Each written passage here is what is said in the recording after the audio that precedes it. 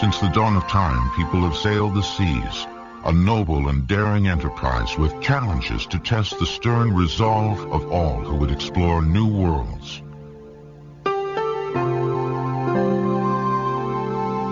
But by the mid-1800s, life on the high seas experienced a dynamic shift when the age of reason embraced one unreasonable desire: travel for the sheer pleasure of the traveling.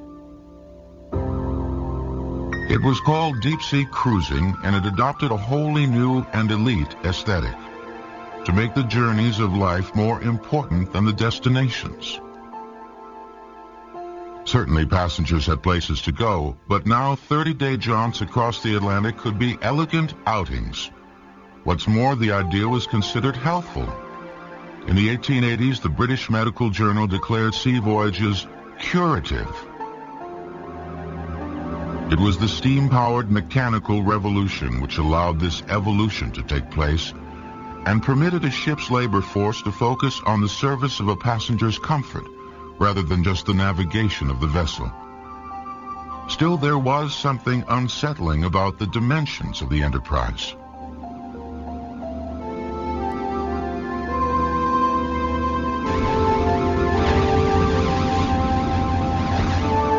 Something weighing tens of thousands of tons, yet able to float gently on the surface of the water, seemed a miracle. It was possible because of an elementary principle of physics. Air trapped inside the form of a vessel creates a powerful buoyancy in relation to the denser water environment surrounding it. The industrial world gave birth to the great steamships which united the continents. The promise of a mechanical universe services a grand hedonistic imperative. Life aboard while going abroad was the refinement of civilization. The experience elevated the notion of culture and drew the sharpest distinctions ever between people and the natural world. Who could resist the allure of luxury? By the early 1900s, great steamships commanded the waves, their mighty bows slicing through hardship and rough seas, their names projecting the domineering spirit of well-funded adventure with only the daunting risk of missing a gourmet meal standing in the passenger's way. The Olympic and her sister ship, the Titanic. Not all the vessels proved to be as invulnerable as their names implied. It was inevitable there would be calamity at sea, as faith in the machine age outpaced concerns for safety. April 10th, 1912, the Titanic leaves port on her maiden voyage across the North Atlantic to America. In these rare motion pictures, a confident captain and crew welcomed 1,270 festive travelers aboard the $10 million luxury ocean liner, heralded as the safest ship afloat. Within days, the Titanic would collide with an enormous iceberg, and more than 1,300 lives would be lost as the ship dragged its human cargo to a grave 2 miles beneath the surface of the water.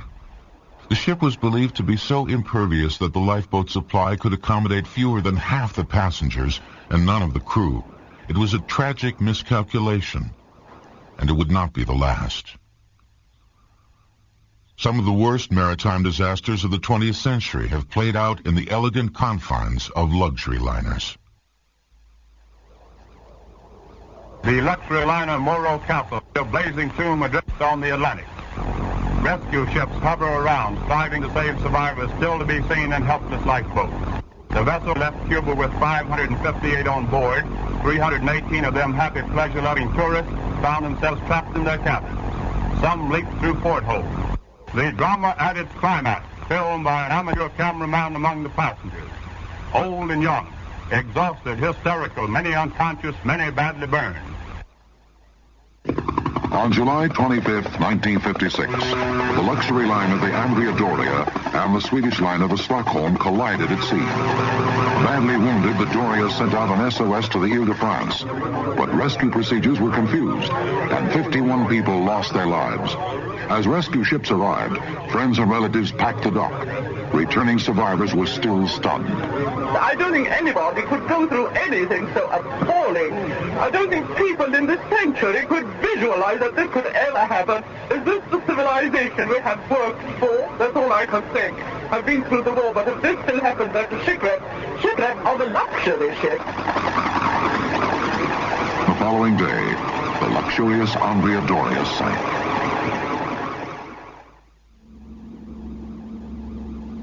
With each disaster came new technical innovations and safety practices designed to protect passenger and crew on the high seas, including mandatory introduction of ship-to-shore radio, minimum lifeboat space, and emergency safety drills on every sailing.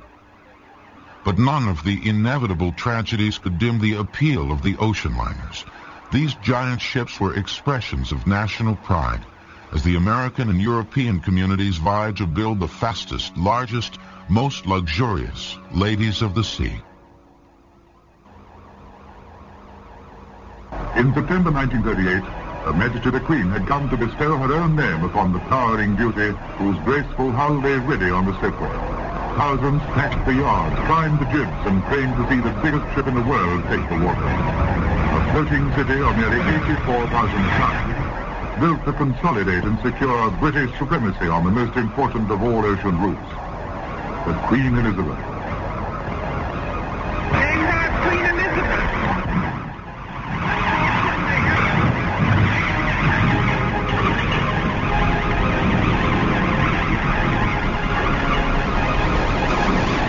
When she first steamed from her own port of Southampton at the end of August 1939, the Queen Elizabeth was generally accepted as the definitive luxury liner, the state-of-the-art in technology and grace, as she joined her sister ship, the Queen Mary, to broaden Britain's formidable presence on the North Atlantic. Together, their remarkable story reveals that in the 20th century, the enormous size and power of the steamship would take on other, more dramatic responsibilities in volatile world events. The year was 1931, a little more than a decade after a world war had devastated the European continent. But in the British shipbuilding community of Clydebank, men were working with a new vigor.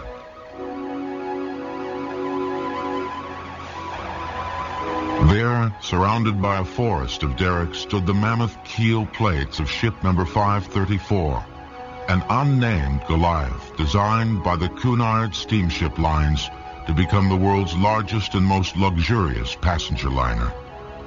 With this bold new venture, Britain intended to eclipse the fame of Italy's Rex and France's Normandy, and once again claim the mantle of masters of the sea with the fastest ship afloat. Ship number 534, the name itself suggested some mystery and excitement, for this would be the first liner in history to bear the name of a living member of the British royal family. Eventually, the world would know this ship as the celebrated Queen Mary. But for now, it was a carefully guarded secret, an undertaking of great national honor. But the economic depression which had gripped America in an unrelenting stranglehold was becoming a worldwide dilemma, extending its grasp to the British Isles. Only months into the project, Clydebank shipyards fell silent, work abandoned.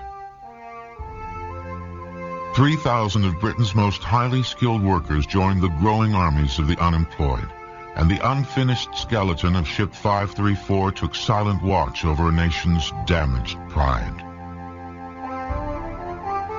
The hunger and desperation gave rise to forlorn times. By Christmas Eve 1932, the community rumbled with misery and discontent. But the nation understood that it would take a powerful emotional boost to ignite the spirit of the country.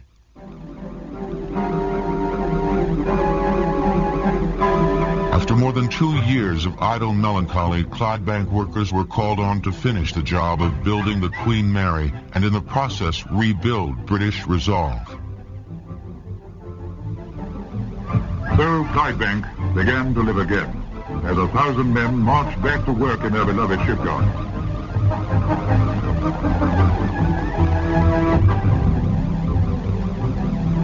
The clamor of hammers, the hiss of steam, the shrill of the sirens, all the jangle and orderly turmoil of the shipwrights leapt into life again. And from 534, life blood began circulating to coal mines, to steel mills. 534 was a building again. Lost time to be made good. 3 years of delay and suspense to catch up with. This time, 534 would be completed.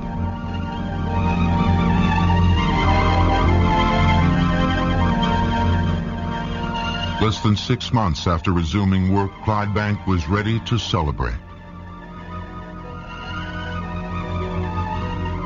September 26, 1934, thousands of damp but undaunted spectators gather for the singular occasion as Her Majesty Queen Mary prepares to christen Ship 534.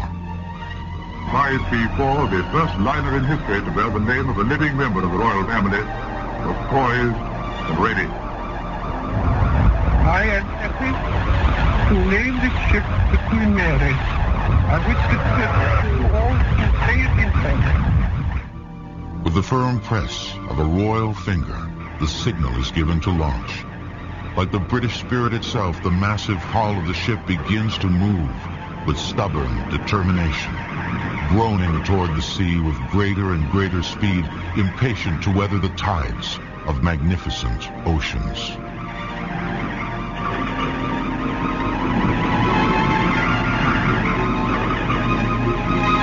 Still, there would be another 2 years of strenuous work to prepare the lady for her first voyage, with more than 4,000 men required to make her operational and to complete the luxurious outfitting which would define her majestic character. The construction of an ocean liner is performed in 2 major stages. First, the hull's gigantic metal superstructure is assembled on dry land. Enormous ribs and tertiary supports create the skeleton to be wrapped in metal skin, creating the vessel's aquadynamic form. Massive exterior supports keep the upper upright until the form is secure and watertight. Then this frame is moved into the water for the completion of the interior and upper-level construction. The Queen Mary's frame was 1,020 feet long, longer than 6 Statues of Liberty stretched end to end. The propellers, 20 feet wide.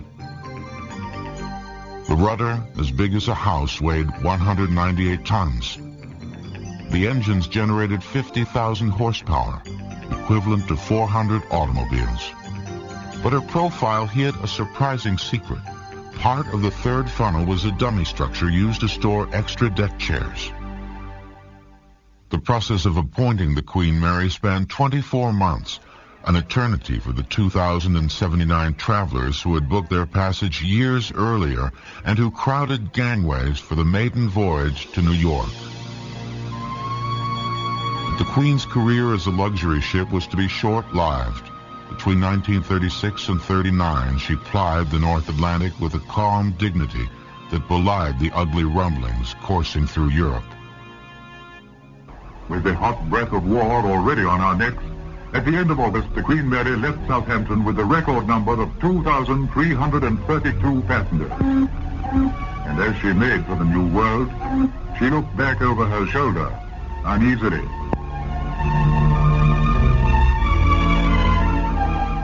4 days out from Southampton, the ship's radio never silent, she heard the news the world now knew. No further postponement possible. The hour had struck. The parleys, negotiations, the appeasements and promises, all to the wind. Britain was at war, unready but determined and irrevocably at war. These were treacherous times on the North Atlantic. The Nazi strategy was to sink vessels of any enemy country, whether they were military ships or civilian transport.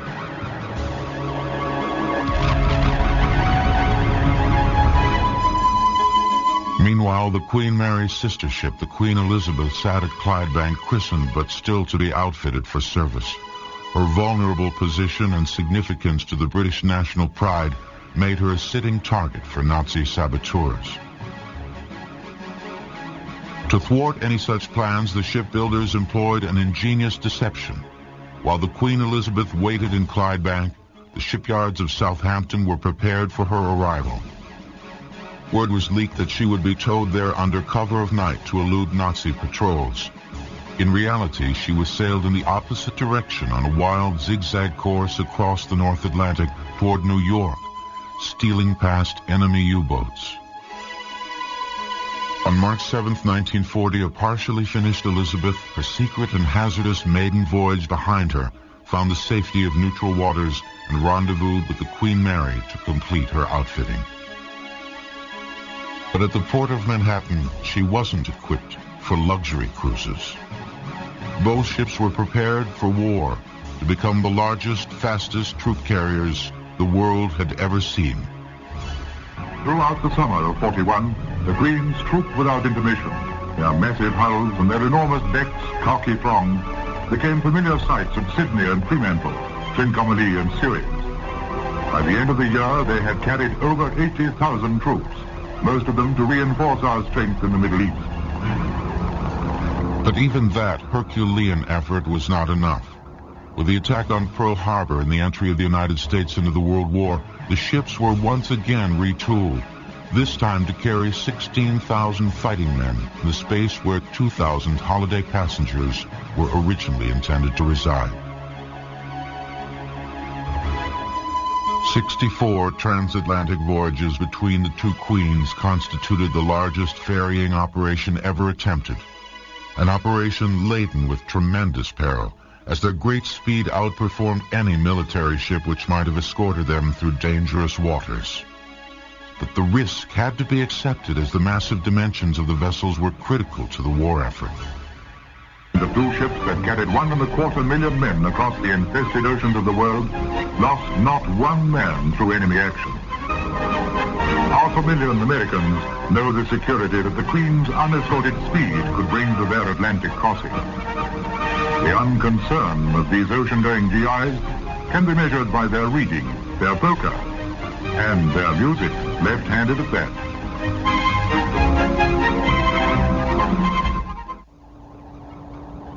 Even with all the manpower that the Queen Mary and Queen Elizabeth could muster to the front lines, the world held its breath on that fateful day in June 1944.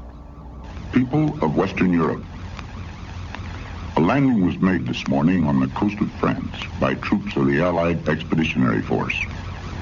This landing is part of the concerted United Nations plan for the liberation of Europe. The hour of your liberation is approaching.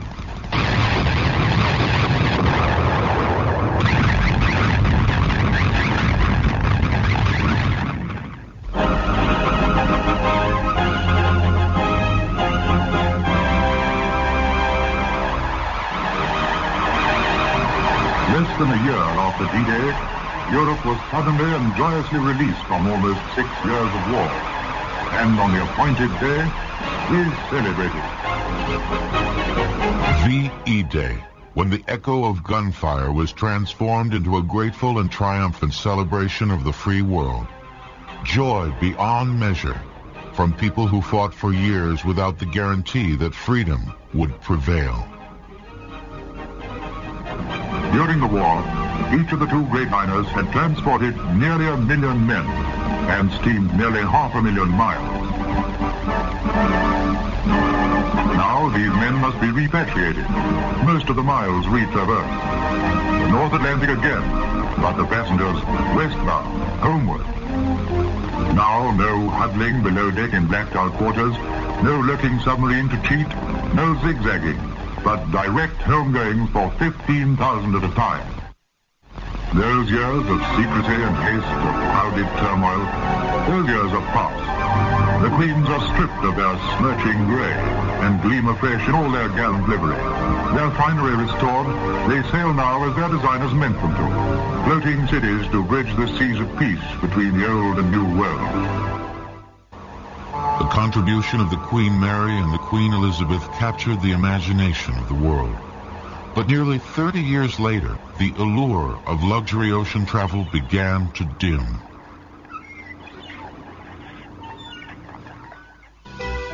January 1972, Hong Kong Harbor. The Queen Elizabeth falls victim to a ship's worst enemy. 20 separate fires erupted simultaneously throughout the vessel. She sank where she sat, The once proud hull now nothing more than 83,000 tons of scrap metal. Strong rumors of arson were never confirmed. On the other hand, the Queen Mary enjoys a more genteel retirement and a second royal life. Her appointments restored to their original glory, she is permanently moored in Long Beach, California, where nearly 1 million people a year visit Her Majesty to experience the romance of a bygone era.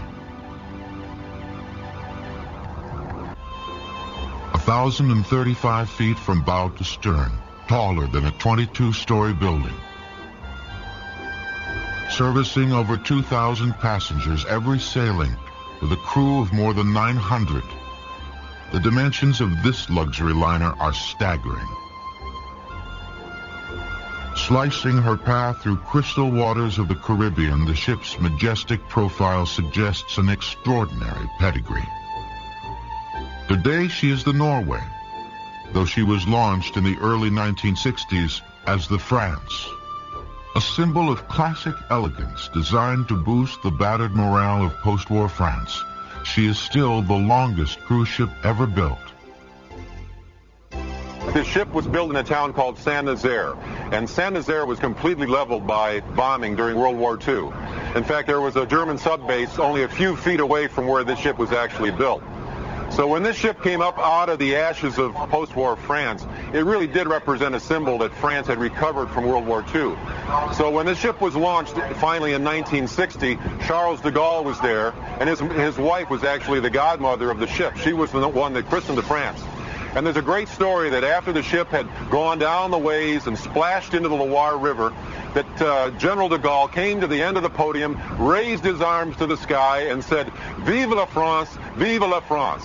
And then he was saying, "Long live France, long live the France." So this ship really was for them a rebirth. It was a rebirth of their culture, their style, their cuisine. It showed the world that France was alive and well, and if you wanted to, you could visit her on the North Atlantic. When the French built it, they built it in terms of 1960 standards of craftsmanship and quality. They lavished on this ship materials and time and design and energy that really is beyond the practicality of many new constructions. On her maiden voyage, she probably encountered one of the worst storms in her history. 1962, February, crossing the North Atlantic, she hit what Captain Quazil, the captain of the ship, said was the worst storm in 25 years. The ship went into 40-foot seas, but the passengers didn't seem to be too disrupted. It is the ship's sheer size which allows it to remain stable. The substantial length of the vessel spans the distance of more than 3 ocean waves, so that the structure is always riding the crest of several rises, eliminating fore and aft rocking under any conditions.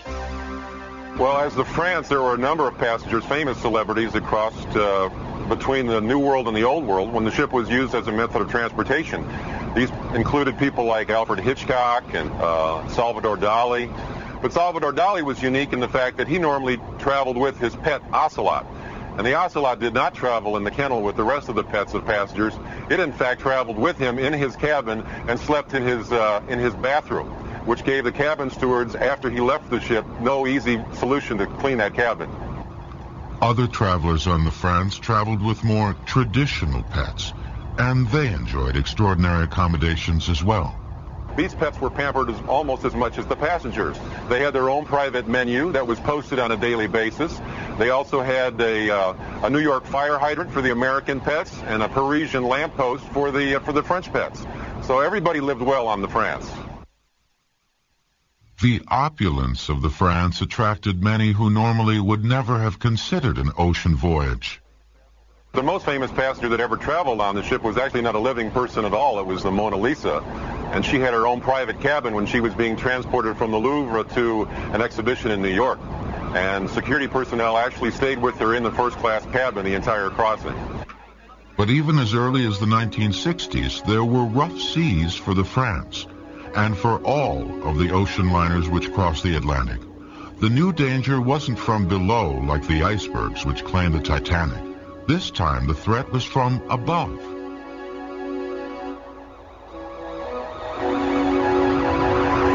At the Time of her maiden voyage in 1962, the France was already obsolete as a transatlantic carrier. That very same year was the first year that was carrying more passengers across the Atlantic in the year than it was on the ships. It was easy to see the advantages of a 6-hour flight versus 6 days at sea, and the drop in passenger demand had a devastating effect on the SS France. After only 12 years in service, she was moored at the docks of Le Havre, France, a purgatory for abandoned ships. Like so many other ocean liners, the France lacked a purpose. Many ocean liner companies were looking for new occupations for their ships, and cruising became a new method of vacation, particularly for Americans. In 1979, Norwegian sailing magnate Knut Hutstein Kloster saw an opportunity to adopt the France and have it become the crowning jewel of his family of ships, the Kloster Cruise Lines. She would have a new assignment and a new lease on life. And so the transition was a natural one. Ships that used to be used for crossing were now used for cruising and put into a new role, primarily, at least in the original years, in the Caribbean. And this ship, of course, is a perfect example of the transition between a ship that was used for transportation into one that is now used solely for pleasure cruising. Kloster purchased the France for only $18 million, the scrap value of the metal. But he invested over $130 million to refurbish and upgrade the enormous craft for Caribbean waters. After 5 years in dry dock, the France could no longer move under her own power. After being rechristened the SS Norway, the vessel had to be towed to the shipyards of Bremerhaven, Germany, for 33 intensive weeks of restoration. Here, the Norway would be converted to perform less work on warm water runs. High speeds were no longer necessary, so 4 of the 8 boilers were removed, 2 of the 4 propellers were eliminated, and 2 turbines were disengaged. Still, the engine room could generate 54,000 horsepower with 5 diesel generators pumping 25,000 kilowatts of power through the ship, enough power to service a city with a population of 30,000 people. New innovations were employed to conserve energy and increase efficiency. Incinerator and waste treatment plants on board were upgraded. Over 44 miles of new electrical cable linked the state-of-the-art remote control bridge navigation system to the engine room. And the Norway doesn't require huge tanks to hold potable water for the week-long cruise.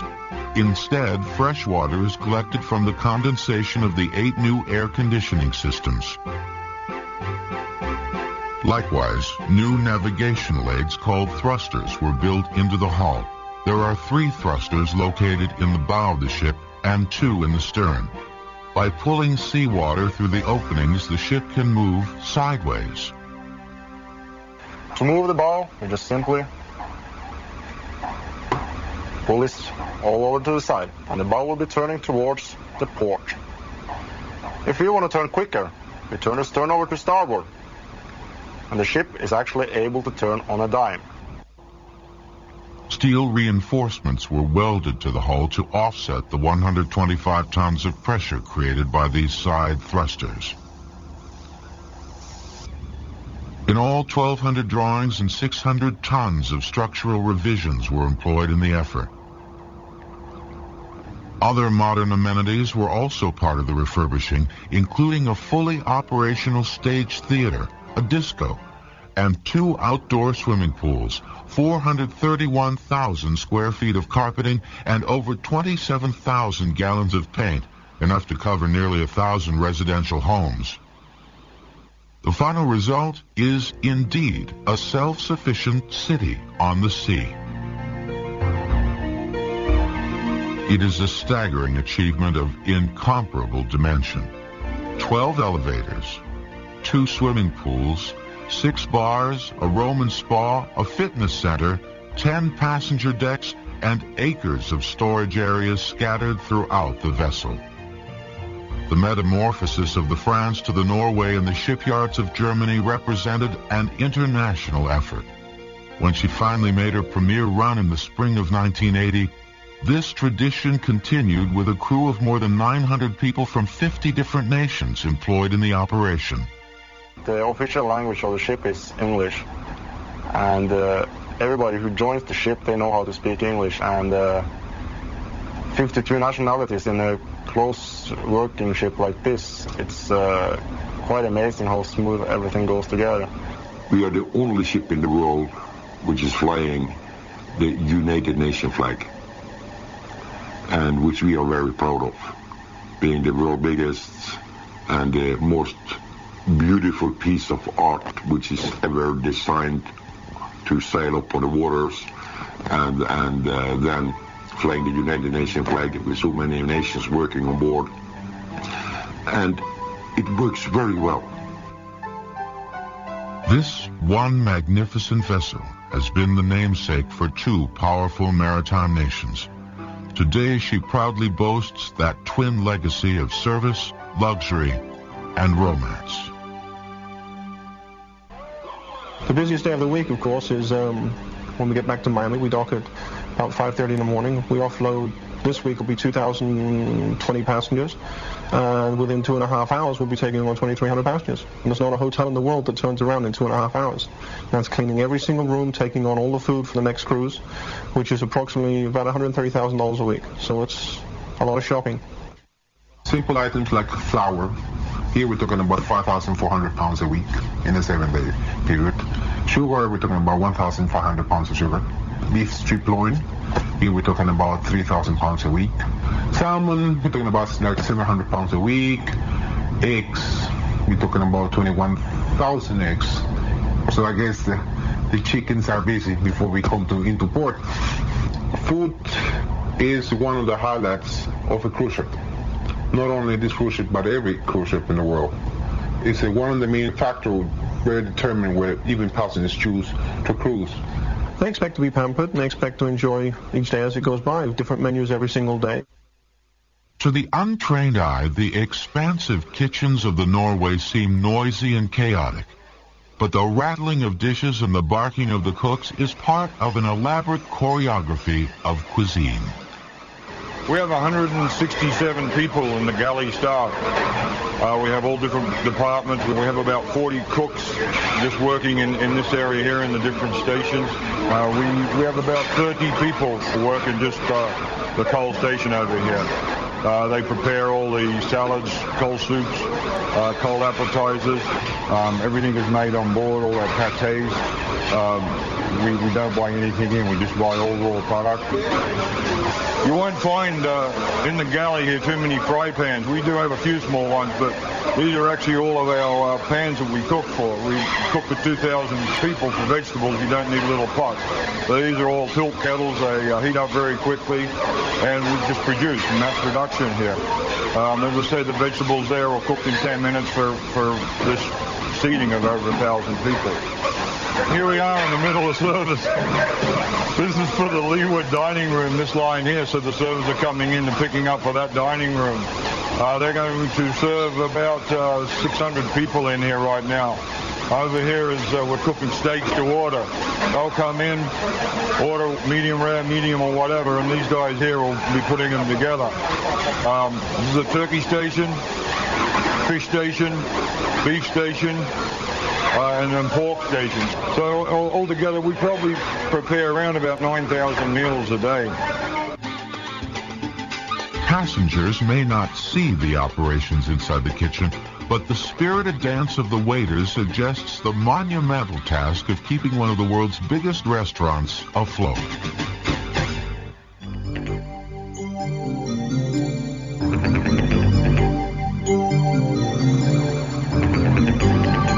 On a modern cruise ship, computers enable the crew to navigate the vessel with an exceptional degree of precision. Today's ship navigation is supported by electronic beacons from shore and from satellites held in fixed orbits around the planet. The action needed to steer a ship such as this can be performed with the lightest touch of a single hand.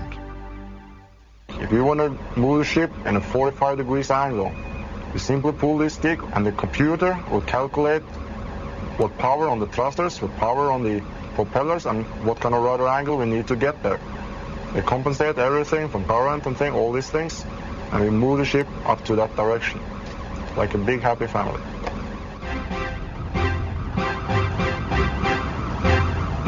While the path of the ship is controlled directly from the bridge, the thrust of the engines is managed a quarter of a mile away, well below the waterline in the ship's engine room. The boilers are the heart of the ship's propulsion. Inside gigantic tanks nestled in the bottom of the ship, in dark recesses passengers do not see, water is heated to 932 degrees and the steam pressure forces the turbines to revolve and spin the propellers. 400,000 gallons of fuel are consumed during the typical 7-day voyage. The stability of the superheated system demands careful treatment and maintenance. On this ship, the engine room crew, most of whom are from the Philippines, work long hours and spend many months at sea. It's exhausting, grueling work, but these men known as stokers are not the only ones who spend most of their time in the deep, hidden recesses of the ship. All the people that work down in the laundry, they are from Hong Kong, China. These guys, they start working from 3 o'clock in the morning way up until 5 o'clock in the afternoon.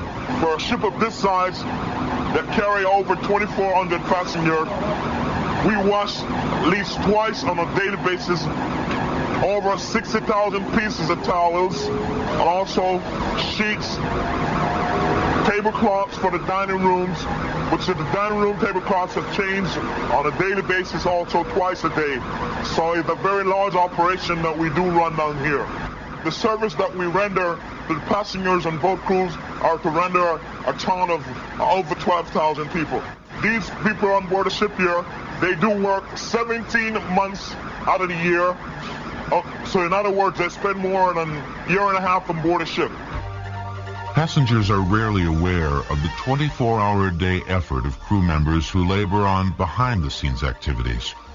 Press operators publish daily ship's newspapers in each of 4 languages. Technicians constantly monitor satellite news and weather reports, and combined with current feature films and original on-ship programming, broadcast 5 channels of non-stop television into each cabin. Most cruise liners have theatrical shows. In fact, these floating cities go to great lengths to provide passengers with many of the amenities and services they would expect of a vacation resort on land.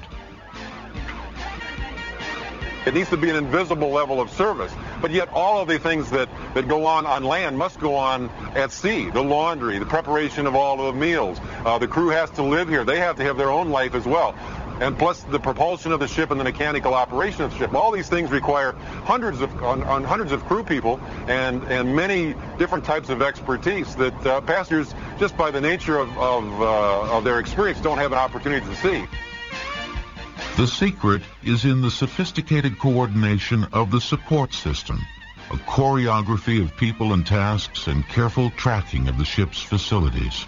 How much revenue is being dropped in the casino, how much we're spending in each individual bar. I can pull up each individual passenger's account and find out what areas they've been spending during the whole week, from the bars to the gift shops to the beauty parlor to the sauna massage area. Occasionally, passengers are offered a glimpse of what goes on below deck through cooking classes and poolside ice carving demonstrations. Here, a master artist prepares one of 24 frozen sculptures which will eventually decorate the tables of the midnight buffet. This cruise ship carries 2 tenders to disembark passengers in ports too small for the huge liner to enter.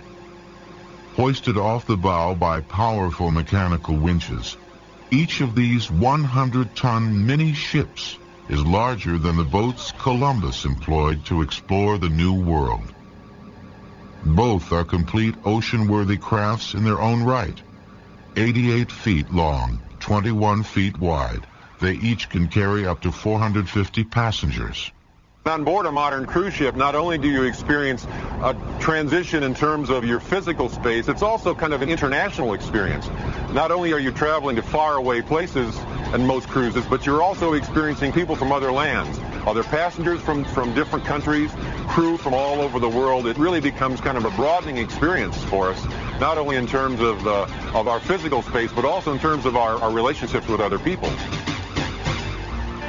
As vacationers relax in the sun, the mothership floats like a triumphant mirage in the distance, a bustling city on the seas.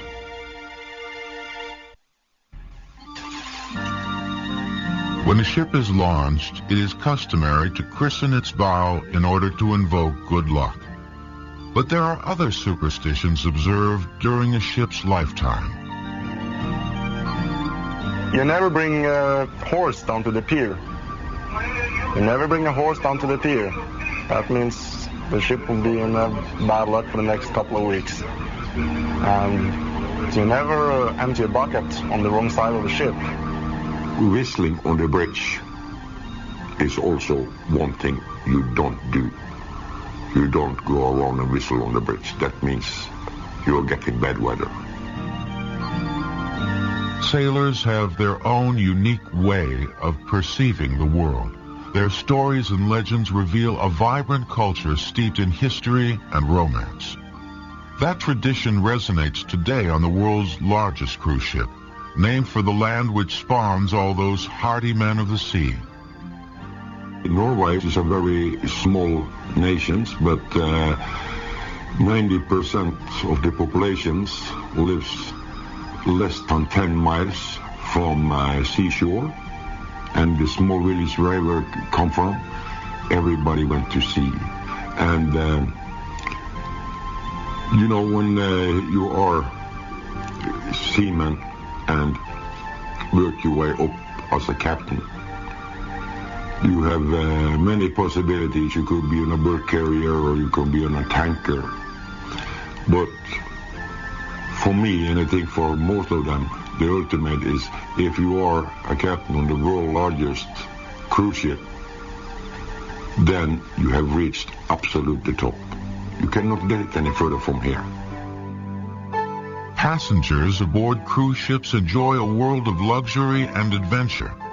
But living full-time aboard offers the crew experiences available nowhere else. At night time, you have the opportunity to see the things people sleep, when people sleep. It's like about 2 weeks ago, we saw 100 dolphins flying around the bow of the ship, 6 o'clock in the morning. Only the early risers and, of course, us up on the bridge here, we were able to see it. It's a time when you want to take the PA system and wake up everybody and come on, folks, let's go out on deck. The allure of the sea is timeless. The great ships continue to inspire within us a profound sense of wonder. Their golden age may have passed and scores of the celebrated giants have vanished from our midst. But these modern marvels will always be revered as monuments to human ingenuity and the desire to explore and conquer the unending call of the sea. I know the words in Norwegian for christening this ship that is saying the hell og lykke må følge deg på alle hav. You must have a safe and pleasant sailing on all the oceans.